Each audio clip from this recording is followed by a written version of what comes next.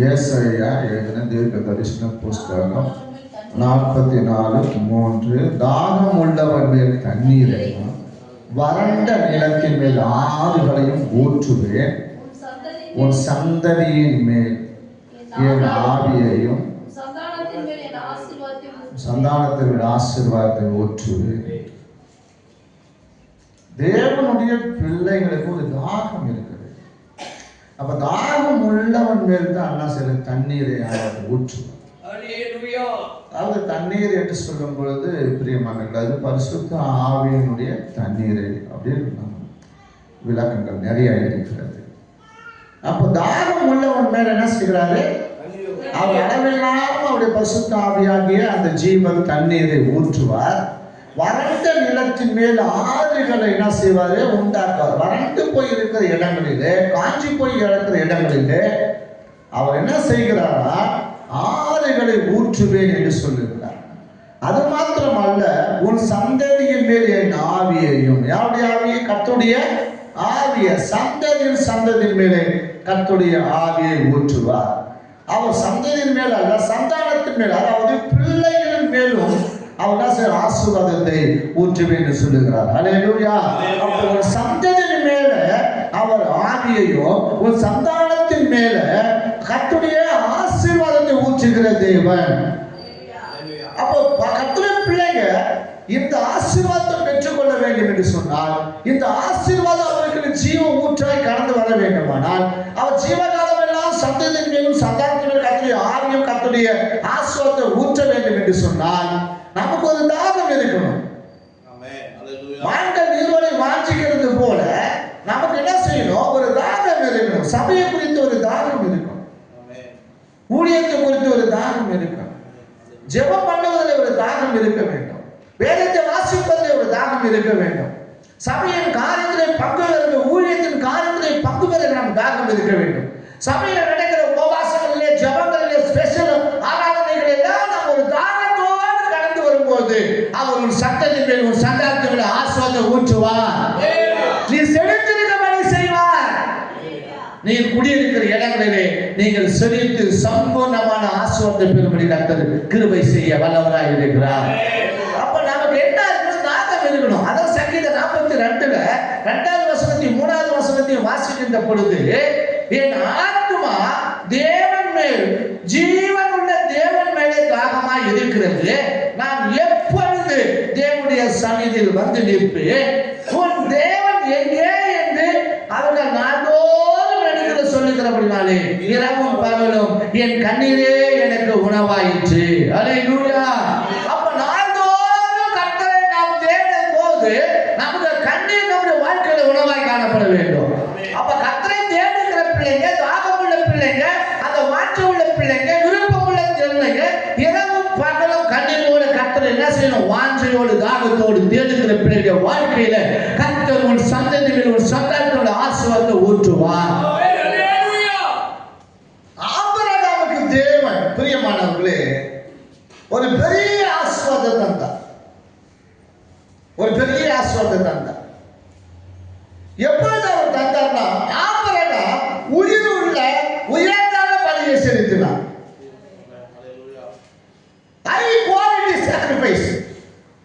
ஆபிரகாமுடைய offer high குவாலிட்டியா இருந்தது. அது லிவிங் குவாலிட்டியா இருந்தது. அல்லேலூயா சொல்லுவோமா? அப்ப அது உயிருள்ளதா இருந்தது, அது உயர்ந்ததா இருந்தது. அப்ப ஆபிரகாம் பிரியமானவர்களே ஹை குவாலிட்டி சாக்ரிஃபைஸ். அது வந்து எப்படி? Living high quality sacrifice. அப்படின்னா ஆபிரகாம் கொடுத்தது உயிருள்ள உயர்தரமான பலியை செலுத்தினார். அப்ப ஆபிரகாம் அப்படி உயிருள்ள உயர்தரமான பலியை செலுத்தினதுனாலே கர்த்தர் அவனுக்கு மீண்டுமாய் அந்த உயிருள்ள பலியை அவன் செலுத்தும் போது அவனுக்கு திரும்ப அவனுக்கு அந்த உயிரோடு அந்த பிள்ளையை கர்த்தர் கொடுத்தார். பிள்ளையை உயிரோட திரும்ப கொடுத்தார். அவன் கொண்டு போனது திருப்பி அவன் கொண்டு வந்தான். அப்ப தேவன் இங்க இருந்து நீங்கள் வரும்பொழுது தாகமுள்ளவர்களாய், அந்த ஏக்கத்தோடு, தாகத்தோடு, வாஞ்சியோடு, கவனமுள்ளவர்களாய் நீங்கள் கடந்து வரும் பொழுது கர்த்தர் மீண்டுமா உங்களுக்கு கொடுக்க வல்லவராக. ஆதியாகமம் 22வது அதிகாரத்துல 16 to 18 வசனம் வரை வாசிக்கின்ற பொழுது ஆதியாகமம் 22வது அதிகாரம் 16 18 வசனம் வரையில, நீ உன் புத்திரன் என்றும் உன் ஏக சுதன் என்றும் பாராமல் அவனை ஒப்பு கொடுத்து இந்த காரியத்தை செய்தபடியால் நான் உன்னை ஆசீர்வதிக்கவே ஆசீர்வதித்து உன் சந்ததியை வானத்து நட்சத்திரங்களைப் போலவும் கடற்கரை மணலைப் போலவும் பெருகவே பெருக பண்ணுவேன் என்றும் உன் சந்ததியார் தங்கள் சத்துருக்களின் வாசல்களை சுதந்திரித்துக் கொள்ளுவார்கள் என்றும் நீ என் சொல்லுக்கு கீழ்ப்படிந்தபடியினால் உன் சந்ததிக்குள் பூமிக்குள் உள்ள சகல ஜாதிகளும் ஆசீர்வதிக்கப்படும் என்றும் என் பேரில் ஆணையிட்டேன் என்று கர்த்தர் சொல்லுகிறார் என்றார். அல்லேலூயா. கர்த்தருடைய வார்த்தை என்ன? கர்த்தருடைய வார்த்தை என்ன? நான் உன் சந்ததிக்குள்ள உனக்குள்ள உன் சந்ததிக்குள்ள நீ என் சொல்லுக்கு கீழ்ப்படினாலே உன்னை என்ன செய்வேன்? இந்த சந்ததிக்குள்ள பூமியில் உள்ள சகல ஜனங்களிலும் ஆசீர்வதிப்பேன் என்று என் பெயரிலே உனக்கு ஆணையிடுகிறேன் என்று கர்த்தருடைய பெயரிலே ஆணையிட்டு சொன்னான். அவன் உயர்ந்தமான பலியை செலுத்தினான். அவன் உயிருள்ள பலியை செலுத்தினான். ஒரு ஜீவ பலியை தன் புத்திரனையே அவருக்கு என்ன செஞ்ச பலியாய் கொண்டு போனார். இன்னைக்கு நாம என்ன கொடுக்கிறோம்? நாம என்ன செய்யறோம்? நாம எப்படி கொடுக்கிறோம்? நாம எப்படி செய்யறோம்? கோழி என்ன செய்யுமா? கூரை மேல உட்காந்துக்கிட்டு படப்படப்பட ஏறி உட்காந்துடுமா? உட்காந்துட்டு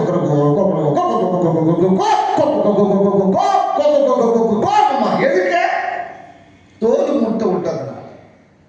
தோல் முட்டை விட்டு இந்த கோழி என்ன செய்யுமா?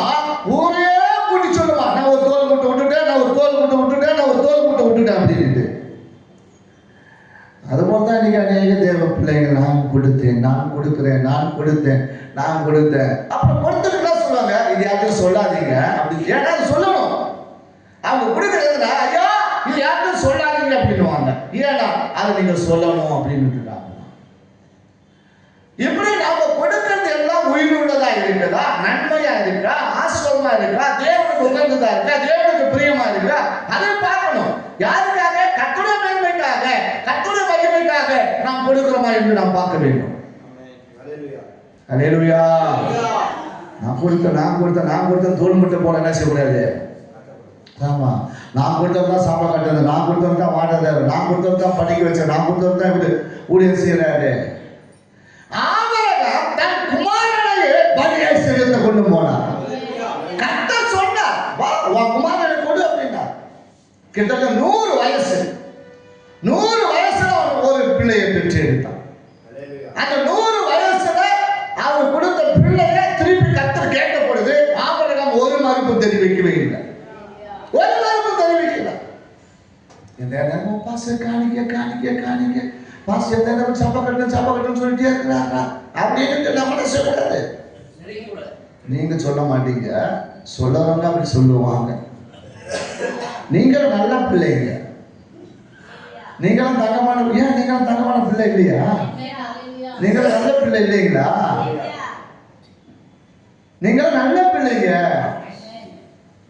திரும்பி சொல்லும் போது ஏதோ ஐயா ஒரு உள் குத்து வச்சு சொல்றாரு. இல்ல, நீங்களும் நல்ல பிள்ளைங்க, நீங்களும் தங்கமான பிள்ளைங்க.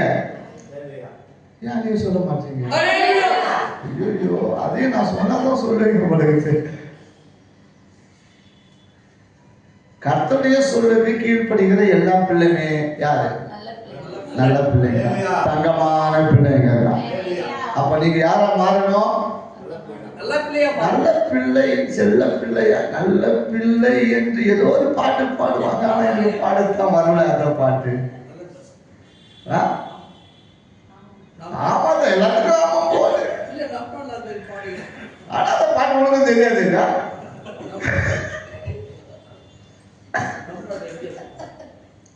அல்லேலூயா. ஆகினால கர்த்தருடைய சொல்லுக்கு, கர்த்தருடைய வார்த்தைக்கு, வசனத்துக்கு கீழ்ப்படுகிற, அவர் சொல்லும் போது கீழ்ப்படுகிற எல்லா பிள்ளைகளும் கர்த்தருக்கு நல்ல பிள்ளைகள். அவர்கள் தங்கமான பிள்ளைகள் தான். அதுக்கு நம்மளை நாம கர்த்தருக்கு ஆபிரகாம் ஒப்பு கொடுத்தது போல நம்மளை நம்ம ஒப்பு கொடுப்போம் என்று சொன்னார். கர்த்தர் சொல்றாரு, நான் உன்னை ஆசீர்வதிக்கவே ஆசீர்வதித்து உன் சந்ததியை வானத்து நட்சத்திரங்களை போலவும் கடற்கரை மணலை போலவும் பெருகவே. நீ கொடுத்து பாரு. நான் கொடுக்காம நான் ஆஸ்வதிக்காம இந்த ஊழியத்துக்கு வரல. நான் வாங்கின எல்லாம் என்னுடைய வருமானம், என்னுடைய அந்த பிசினஸ் வந்த அத்தனை வருமானம் அந்த ஊழியத்துக்கு என்ன போட்டேன். ஒரு பைசா கூட நான் அந்த ஊழியத்துக்கு எடுத்துட்டு வந்தேன். 2500 ரூபாய் இந்த ஊழியத்துக்கு எடுத்துட்டு வந்தேன். நான் சம்பாதனை எல்லாம் 2500 ரூபாய் எடுத்துட்டு வந்தேன். எல்லாம் இந்த ஊழியத்துக்கே செலவு பண்ணேன். குள்ளஞ்சாவடி பக்கத்துல இருக்கு. குள்ளஞ்சாவடி அந்த ஊருக்கு ஞாயிற்றுக்கிழமை ஆவனா அதே வேலை. பால 1000 ரூபாய்க்கு செலவு பண்ணும். 10 பேர் 5 பேர் பஸ் ஏறும். எல்லாருக்கும் பஸ் பேர் போடணும். எல்லாருக்கும் ஸ்நாக்ஸ் வாங்கி கொடுக்கணும். போகும்போது வரும்போது வெளியூர்ல இருந்து பாண்டி வரணும். பாண்டியில இருந்து கடலூர் வரணும். கடலூர்ல இருந்து குள்ளஞ்சாவடி வரணும்.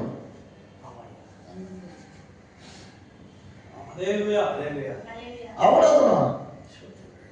எல்லாருக்கும் பரோட்டா முடிச்சிட்டோமா, எல்லாருக்கும் பரோட்டா வாங்கி கொடுக்கணும். எல்லாருக்கும் ஸ்நாக்ஸ் வாங்கி கொடுக்கணும். திங்கத்துக்கு எல்லாத்தையும் பஸ் சூப்பராக போகிறது தலைவர் தான் கட்டுவோம். இன்னைக்கு அவங்க உயிரோட இருக்கிற இன்னைக்கு ஒரு 75 வயசு இருக்குன்னு நினைக்கிறேன். அவருக்கு இன்னும் உயிரோட தான் இருக்கிற. என்ன போய் கேட்டு பாருங்க. நான் போய் சொல்லலை. கரெக்டாக இந்த பொய்யை நான் இப்போ நேரத்தை சொல்ல கத்திர இப்போ என்ன அடிச்சு சாப்பிட்டு அதை பற்றி நான் கவலைப்பட மாட்டேன். நான் பொய் பேசுறதால அடிச்சுன்னு சொல்லி போயிட்டே இருப்பேன். நான் பொய்யை பித்தலாட்டம் பேசி உள்டா பண்ணி இந்த ஊழியத்தை செய்ய வரல. அல்லேலூயா. இன்னைக்கு மக்களுக்கு கொடுத்த காணிக்கையில உண்மையா இருக்கிற கர்த்தர் சபைக்கு கொடுத்த காணிக்கையில ஒரு 5 நிமிஷம் நேரத்தை செலவு பண்ணது கிடையாது. சபைக்கா கொடுக்குற காணிக்கை ஊழியத்துக்காக கொடுக்குற காணிக்கை தான் தெரியாது. 5 நிமிஷம் எனக்காக செலவு பண்றது. எனக்கு வர அந்த தசமா சொற்ப காணிக்கை வச்சு நான் ஊழியம் செஞ்சிருக்கேன். சபைக்கு கொடுத்த சபைக்காக தான் வேலை செய்யணும் தவிர அந்த சபைக்காக பல லட்சங்கள் பல ஆயிரம் என் காசை சபைக்காக நான் போடுவேன். 5 நிமிஷம் எடுத்து நான் சாப்பிட மாட்டேன். அன்னைக்கு நான் உண்மையா இருந்ததால் தான் இன்னைக்கு கர்த்தர் என்ன செஞ்சுக்கிறாரு. இவ்வளோ பெரிய பிரச்சனை கர்த்தர் என்ன ஆசீர்வாதமா வச்சிருக்கிறார். ஹல்லேலூயா. அப்ப நம்ம கொடுக்கிறது எப்படி இருக்கணும்? உயிர் உள்ளதா இருக்கணும், உயர்தரமா இருக்கணும், அது ஜீவன் உள்ளதா இருக்கணும். அது கர்த்தருடைய நாம மகிமைக்காக இருக்க வேண்டும். ஏன்னா நீ என் சொல்லுக்கு கீழ்ப்படிந்தபடினால சொல்றாரு, நீ என் சொல்லுங்க கீழ்ப்படிந்தபடினால உன் சந்ததிக்குள் பூமியில் உள்ள சகல ஜாதிகளும் என்ன செய்யுமா? உன்னால உங்க தெரு ஆசீர்வதிக்கப்படும், உன்னால உங்க கிராம ஆசீர்வாதம், உங்களால அக்கம் பக்கத்துல ஆசீர்வாதம். அதுக்கு கர்த்தர் உங்களை பாத்திரம் வைப்பா. அவங்களுக்கு மத்தியில கர்த்தர் ஆசீர்வாதத்தை பெருக பண்ணி. அல்லேலூயா. நீங்க இதை இன்னும் அதாவது பவுல் சொல்லும் போது சொல்றாரு. இது அழகா பவுல் சொல்றாரு. இது அழகா கூட்டி இன்னும் அழகா சொல்லும் போது சொல்றாரு. எபிரேயர் நிருபத்துல 6ஆம் அதிகாரத்துல 13, 14, 15 சொல்றாரு. எபிரேயர் 6ஆம் அதிகாரம் 13ல இருந்து 15வது வசனம் வரையில வாசிக்கும் போது ஆபிரகாமுக்கு தேவன் வாக்குத்தத்தம் பண்ணின போது பவுல் சொல்றார். வாக்குத்தத்தம் பண்ணின போது ஆணையிடும்படி தம்மிலும் பெரியவர் ஒருவர் இல்லாதபடியினால் யாரே ஆண்டவரிலும் பெரியவர்கள் ஒருவரும் இல்லாதபடியினால் தமது பெயரிலே யாரு? கர்த்தர் அவர் பேரிலே அவரை ஆணையிட்டு ஆபிரகாமை ஆசீர்வதித்தாராம். எப்படி ஆசீர்வதித்தாரா? நிச்சயமாகவே நான் சொல்றேன், நிச்சயமாகவே நான் உன்னை ஆசீர்வதித்து உன்னை பெருக பண்ணுவேன் என்றார். அந்தபடியே அவன் பொறுமையாய் காத்திருந்து வாக்குத்தத்தம் பண்ணப்பட்டதை பெற்றுக் கொண்டான். கரங்களை தட்டி மகிமைப்படுத்துவோம். அல்லேலூயா.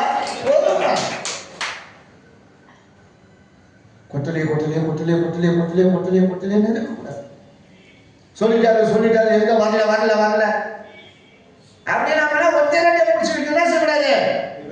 வா அண்ணாது இளவங்காத்த கிளியும் போல சபையில உட்கார்ந்து இருக்கக்கூடாது.